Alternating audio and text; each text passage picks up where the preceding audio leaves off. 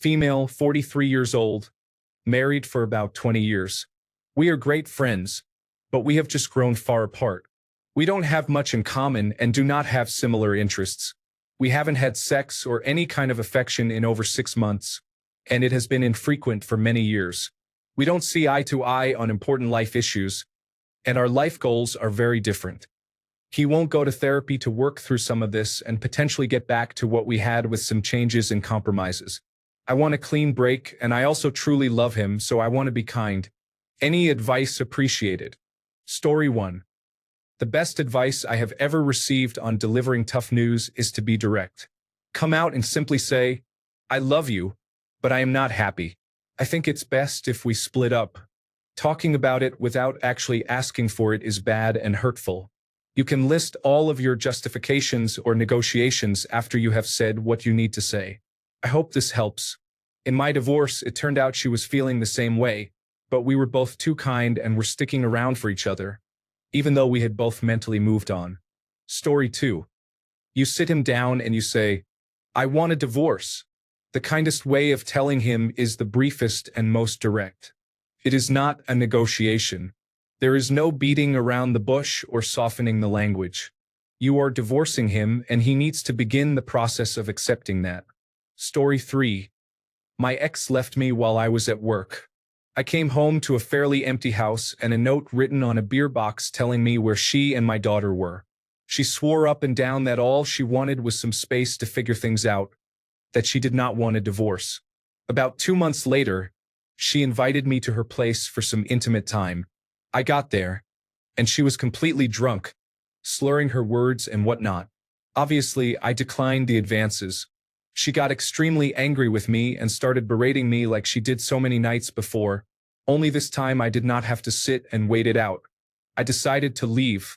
She then uttered, "Good luck in court on Tuesday." That is how I found out she had filed for divorce before she even moved out. She was lying to me the entire time. She never paid the fee to the sheriff, so I never got served. I do not recommend this route. Story 4. I don't think there is a kind way to ask for a divorce. There are ways that are difficult and ways that are less difficult. When my wife asked for a divorce, it was after we both had talked about all the issues we had and were seeing therapists individually. I think the least difficult way to do it is to say, hey, we are having issues, and I don't think that we can repair our relationship. I need to get a divorce. Reactions may vary, but in my case, it was at least partially both of us deciding that divorce was necessary. We actually had a wake for our marriage, got stoned, ate pizza, and had a completely honest conversation. Story 5. There is no kind way. No matter how you do it or say it, it will be a gut punch from hell. The only thing I can recommend is to be straightforward and honest with it. Sit him down and tell him straight that you do not want to be married to him anymore. Do not make any empty promises. Do not give him any straws to grasp. You are going to absolutely crush him, and giving any false hope is absolutely the worst thing to do. You will be very tempted to comfort or console him, to try and make him feel better. Do not. Obviously, do not be mean, cruel, jaded, or harsh. Do not make it worse, but also do not try to make it better either. Just make it clear. He is likely to react poorly. It might be sadness, it might be anger, or anything in between, or both. He is probably going to have some hate for you for a while. This is all in the realm of normal. This is the biggest rejection one can face, and it hurts.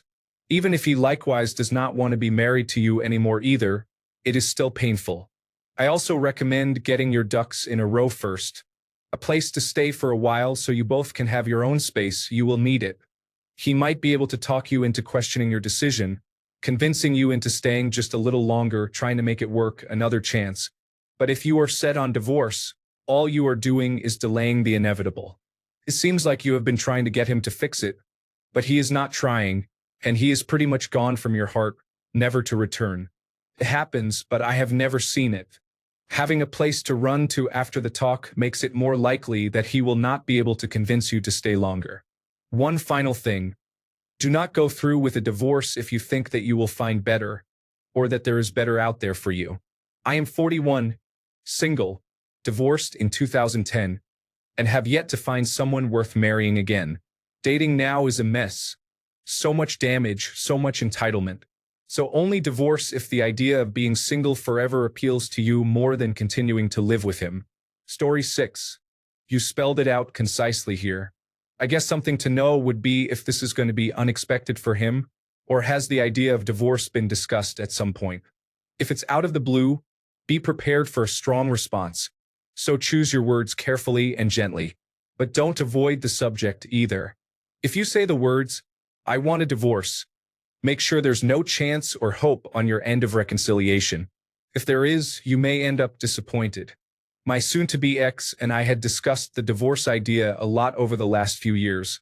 When we had our last argument and she said she was done and wanted out, I agreed, was relieved, and offered to file. No big discussion remained. All that's left is sitting down and formalizing the settlement agreement, dividing furniture, kitchen stuff, and so on. Story 7. There is not really a good way. There are just lots of different ways that all are better than the worst possible ways. And you know those. I do not know if you have children. That is important. What is important is that you two need to divide up assets and living situations fairly. Too often, the man gets a poor deal in the early living situation and early parenting, even if it ends up completely fair in the end. Why is it in any argument that the man ends up on the couch or in the garage or in the car or hotel if he is lucky? Be reasonable on that. It is winter. Do not have him sleeping in the car. It is his space too. It is his house too. It is his kids too. Keep it clean and reasonable and try to encourage him to do so as well. Story 8. When I divorced my wife, she asked me what was wrong and I decided it was time. So I said, "I'm unhappy all the time, and I think it's because of us. I think we should divorce." She paused for half a second and said, "Me too." That was the end of it. Likely your partner is unhappy too. Story 9. Do some administrative legwork first. Find a good lawyer. Make sure your assets and income are accessible even if he becomes difficult. Have somewhere to go. Have a bag packed and in the trunk. Then, calmly tell him your point of view. You sound decided, so it isn't a discussion or an ultimatum. Frame it that way. You then need to leave as soon as you've told him. He'll need time to process. Story 10. We've just grown far apart. We don't have much in common and do not have similar interests. We haven't had sex or really any kind of affection in over 6 months and infrequent for many years. We don't see eye to eye on important life issues and our life goals are widely different. You won't go to therapy to work through some of this and potentially get back to what we had with some changes and compromises. I want a clean break and would like a divorce. Story 11. I don't have anything in common with my spouse, and we have been together 44 years. We have dinner together to discuss our day. Intimacy is frequent, but we have different hobbies and interests. I'm not sure if you need a divorce unless intimacy is gone. Maybe talk with him about getting more intimate or breaking it off. Story 12. Tell him you want a divorce, but you're not looking to destroy his life by demanding alimony and financially overburdening him. Proceed with the divorce in a civilized, non-vindictive manner, and chances are he'll be content to end the marriage. Generally speaking, most men remain in a loveless marriage because it's cheaper to keep her. Story 13. Trigger warning. I don't agree with most of the responses. Here are some things to consider. You are unlikely to develop another comparable relationship in your lifetime. The available pool of partners in your demographic suggests you are unlikely to find anyone better. The only comparable life event to ending a 20-year marriage is a cancer diagnosis. The current dating market in most of the world is best described as looking for a snack in a landfill, and it's not all fun, exciting dates with interesting people. Stating you truly love him in the same sentence as wanting a clean break is justifying your decision to damage him and yourself beyond repair. You've listed no reason that morally justifies this decision, and there is unlikely to be any benefit beyond casual sex with strangers. Original poster. You are making a mistake. Try something else. Anything else like Gottman workshops, BDSM, swinging, finger painting, or any shared hobby would help improve your relationship. The only thing left of your love is commitment. As long as you still have that, you can find the intimacy and passion again. If you're really determined to do the equivalent damage of giving yourselves cancer, you can always do it later. As the last man standing for marriage meaning something, I'll take my downvotes now. Story 14. Tell him you want a divorce. Explain why. Explain where you stand in the possibility or lack thereof of reconciliation.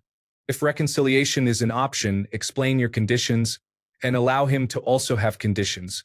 It's going to hurt. It's going to be difficult. You both should get into individual therapy to deal with it. Story 15. Obviously, I'm not privy to your other conversations, and I know you mentioned therapy, but I would suggest one last attempt at counseling. I would tell him that you've grown apart, and if he doesn't go to marriage counseling with you, you'll be seeking a divorce.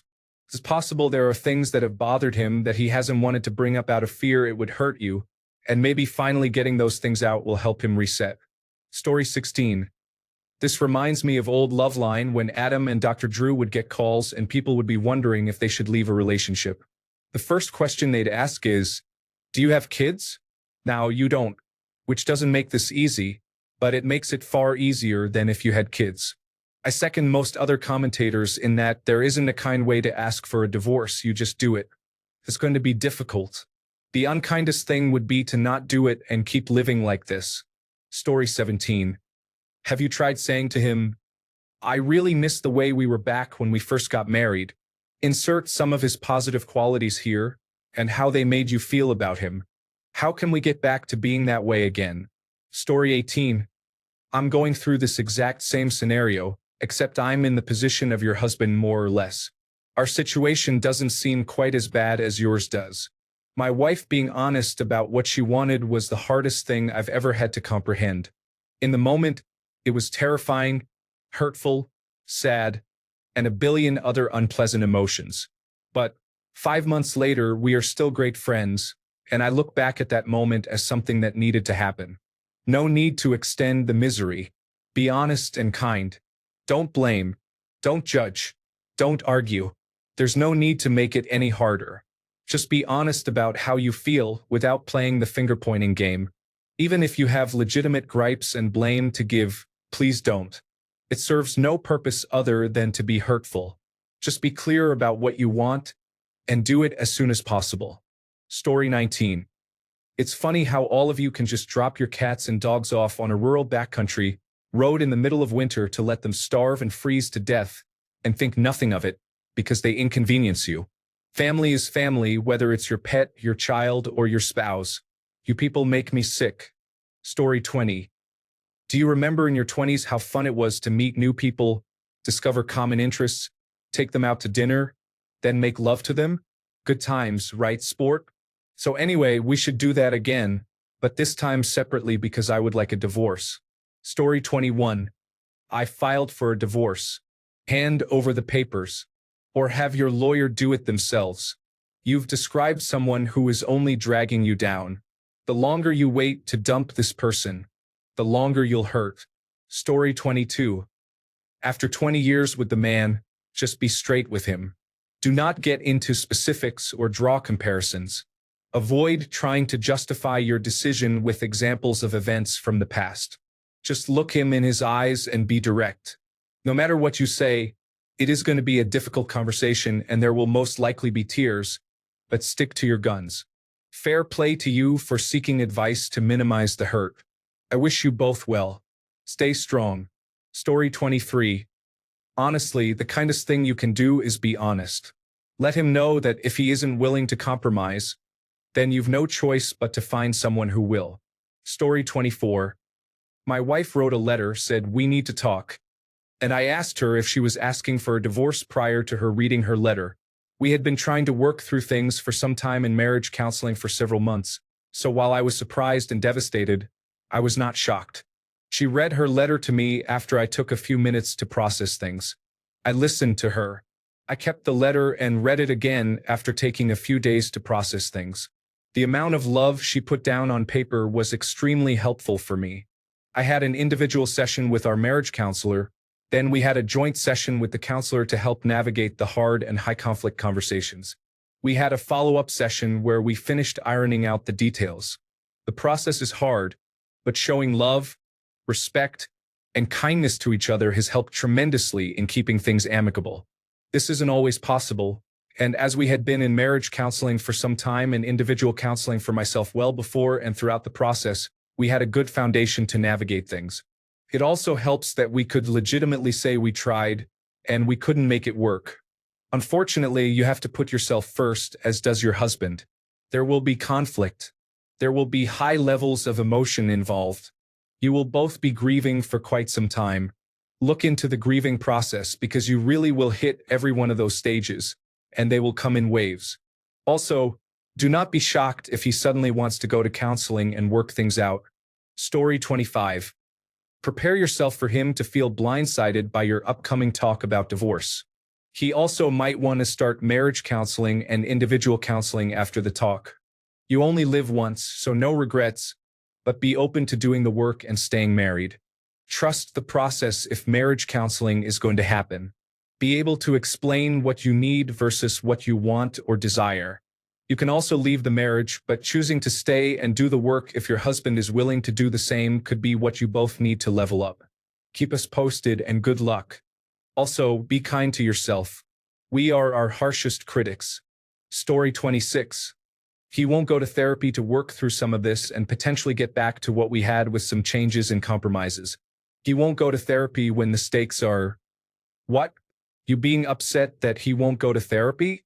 I don't know your situation, so I don't know how you've communicated things to him, but he might think differently if he knew the consequences of not trying to work through things was divorce. I want a clean break.